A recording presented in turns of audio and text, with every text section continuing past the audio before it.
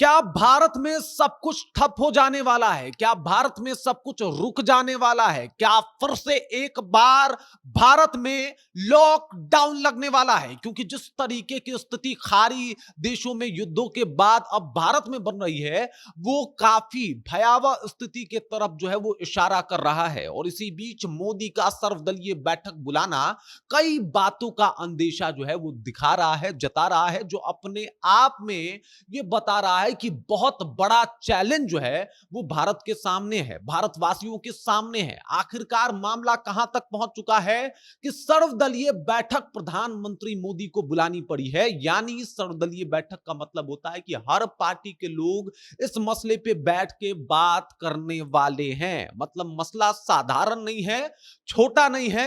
अब सवाल यह है कि क्या मामला लॉकडाउन तक भी बढ़ सकता है? तो इन तमाम मुद्दों के ऊपर विस्तार पूर्वक चर्चा करेंगे, सब कुछ आपको विस्तार पूर्वक बताएंगे।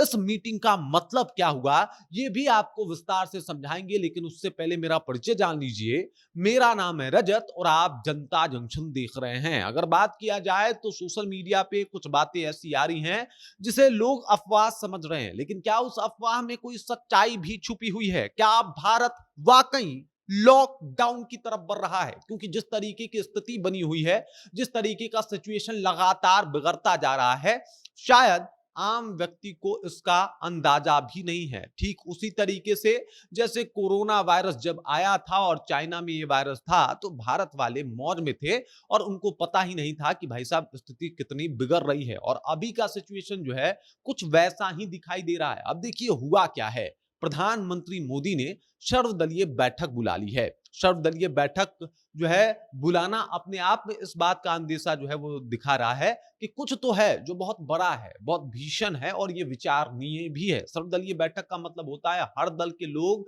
उस बैठक में शामिल होंगे और भारत को इस समस्या से कैसे निकाला जाएगा इसके ऊपर विचार विमर्श होगा।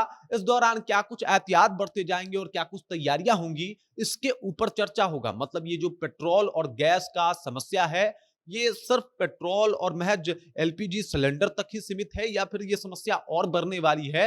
ये तमाम तरीके की चीजें जो है वो सामने आ गई हैं। अब देखिए ईरान जो है वो इस वक्त युद्ध में फंसा हुआ है और ईरान के साथ साथ कई खाड़ी देश जो है उसके साथ फंसे हुए हैं। मिडिल ईस्ट जो है एकदम से आपस में उलझा हुआ है और इसी वजह से इसका सीधा और डायरेक्ट असर जो है वो भारत के ऊपर पड़ता हुआ दिखाई दे रहा है। और उसके आप परिणाम देख लीजिए, cylinder crisis, petrol crisis, diesel crisis और इन तमाम क्राइसिस से उत्पन्न होने वाली भारत में समस्या। अब सोचिए कि पेट्रोल क्राइसिस है, डीजल क्राइसिस है और उसके बाद एलपीजी सिलेंडर क्राइसिस है। ये साधारण समस्या नहीं है। अब देखिए इस बैठक का उद्देश्य क्या है? ये जो बैठक मोदी जी बुलाए हुए हैं, इस बैठक का उद्देश्य क्या है? 25 मार्च को जो है वो ये बैठक होने वाला है।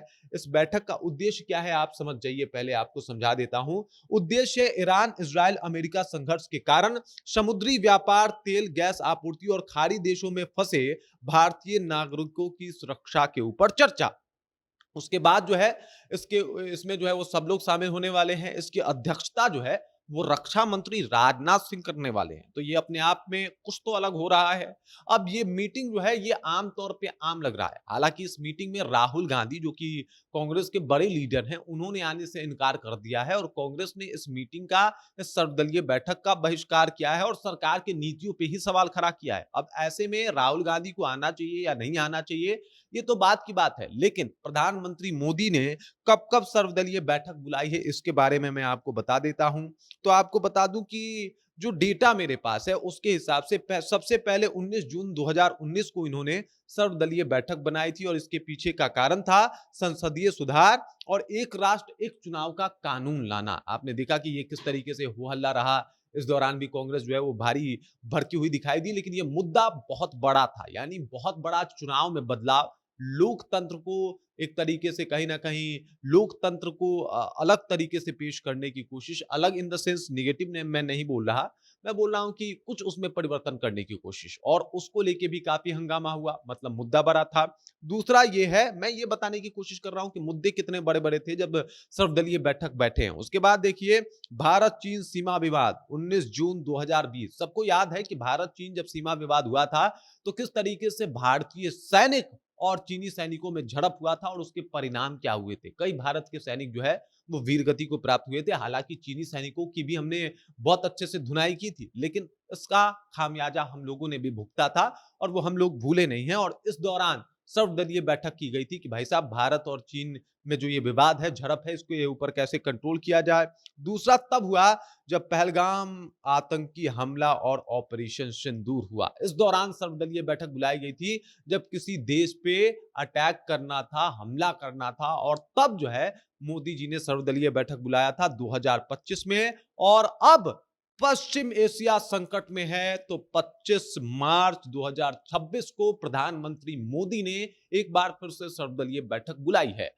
अब ये बैठक खास है। आप इस बात को समझिए कि अभी तक के कार्यकाल में मात्र ये तीसरी बार बैठक कर चुके हैं और ये चौथी बार बैठक करने वाले हैं, जो अपने आप में बहुत खास बताया जा रहा है, जिसमें तेल पे चर्चा होगा, जिसमें चर्चा एलपीजी सिलेंडर पे होगा, जिसमें तमाम तरीके के जो क्राइसिस क्राइसिस इंडिया में आने वाले हैं उसके ऊपर होगा। राज्य सरकारों से मदद मांगने की बात जो है वो अब चल रही है। तो ये मामला बहुत बड़ा है और इसी वजह से लोग कह रहा है कि लॉकडाउन लगेगा। देखिए, लॉकडाउन तो नहीं लगेगा, क्योंकि कोरोना एक अलग तरीके की चीज थी, लेकिन ऐसे हालात बन सकते हैं जो बहुत परेशान कर देने वाला हो। लॉकडाउन में तो आपके घर पे सिलेंडर आ जाता था, लेकिन क्या सिलेंडर का क्राइसिस अभी और ज्यादा बढ़ने वाला है? ये तमाम समस्याएं जो है अब लोगों के जहन में कौंधने लगी है। पेट्रोल डीजल का क्या होगा, कहीं आवागमन ठप ना हो जाए, ये तमाम चीजें जो है वो लोगों के जहन में आने लगी है। हालांकि मोदी जी ने यह भी कहा कि घबराने वाली बात नहीं है, लेकिन उसके साथ-साथ मोदी जी ने ये भी कह दिया कि भाई साहब, थोड़ा बहुत तो स्थिति जो है वो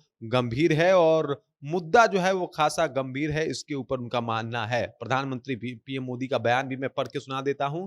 पीएम मोदी ने संसद में इसे अभूतपूर्व संकट बताया है। अभूतपूर्व संकट, समझिए इस बात को। अभूतपूर्व संकट बताया है और इसे भारत के लिए एक बड़ी परीक्षा बताते हुए राज्यों से सहयोग की मांग की है। ये प्रधानमंत्री की चाहत है और ये बातें बता रही है कि साहब, ये जो क्राइसिस है वो काफी ज्यादा बढ़ता हुआ और बृहद रूप लेता हुआ दिखाई दे रहा है। ऐसे में भारतवासियों को इसके सीरियसनेस को, इसके इस समस्या के, ये समस्या कितनी बड़ी है, इसका मापदंड करना चाहिए और ये बात बिल्कुल समझना चाहिए कि हो सकता है आने वाला दिन शायद शायद थोड़ा परेशान करे आपको, लेकिन उसके बाद भी हमें अपने देश के साथ खड़े रहना है, या अपने देश का जो है वो कहीं ना कहीं हौसला बुलंद रखना है। हौसला हमेशा जो है वो आगे रखना है। बाकी इस खबर, इस जानकारी को लेकर आप क्या सोचते हैं, आपके जहन में क्या कुछ चल रहा है, कमेंट कीजिए, अपना विचार हम तक पहुंचा दीजिए। बाकी आप देख रहे हैं जनता जंक्शन और मेरा नाम रजत है।